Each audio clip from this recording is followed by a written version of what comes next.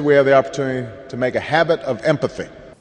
Over the years, there's been a growing tendency among some on the left to pick or promote judges based on policy or political preferences. And President Obama's past statements on judicial appointments strongly suggest that he shares that view. As candidate for president, he said that his criteria for a judicial nominee would be someone who would empathize with particular parties or particular groups. This viewpoint was evident again last week when, in describing a good nominee, the president seemed to stress empathy over and above a judge's role in applying the law without prejudice.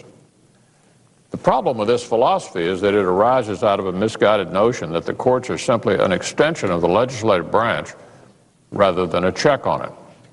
Americans don't want judges who view any group or individual who walks into the courtroom as being more equal than any other group or individual. They expect someone who will apply the law equally to everyone, so everyone has a fair shake. Americans expect and should receive equal treatment whether they're in the small claims court or the Supreme Court. And any judge who pushes for an outcome based on his own personal opinion of what's fair undermines that basic trust Americans have always had and should always expect in an American court of law.